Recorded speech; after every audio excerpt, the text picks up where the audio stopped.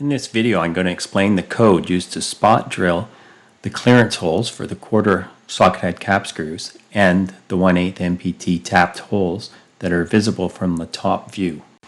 In the lower left-hand corner, we see a simulation of how the holes will be programmed. Again, the tool is a 1/2 inch high-speed steel spot drill. It's drilling 6061 aluminum. And each hole type has its own Z and R plane values that will need to be programmed within the G82 cycle. As we can see in the simulation, the G99 has been programmed rather than the G98. And if this is not programmed correctly, we will tell the tool to crash through the part as seen here. In the upper right hand corner is the code to spot drill these holes. First, N10 TO1 M6 put the tool in the spindle. Next, we position and turn the spindle on, so we're now positioned over the first hole.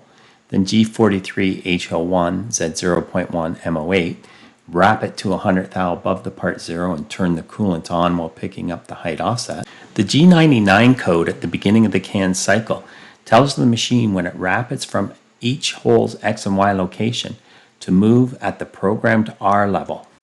Since the G82 line contains no X or Y, it will perform this first drilling operation at its current location, X.375, Y minus 0.25.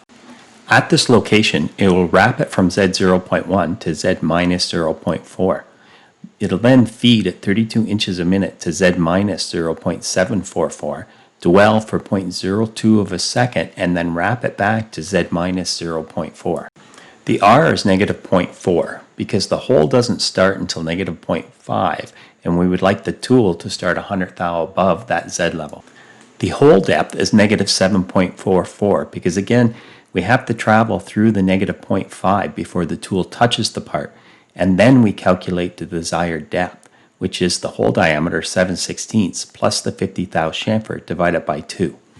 After completing this first hole, it'll wrap it to the next hole location, X2.75, at the Z of negative 0.4. It'll then feed at 32 inches a minute to negative 0.744, dwell for 0.02 of a second, and then retract out of the hole to Z negative 0.4.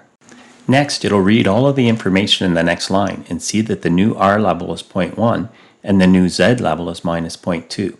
Next, it will wrap it up to Z0.1, then to the new X and Y location, and now it will drill from 100 thou above the part to negative 200 thou into the part at 32 inches a minute.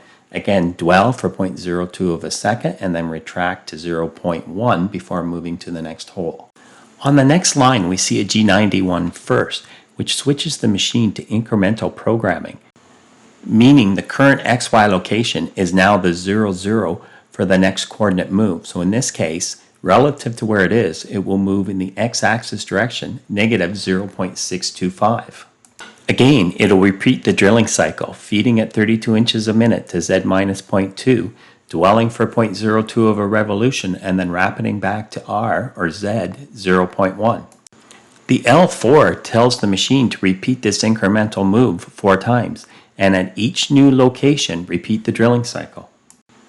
The drill now continues to move incrementally and repeat the drilling cycle at each location. Each time the L4 again says repeat the incremental move and repeat the drilling cycle.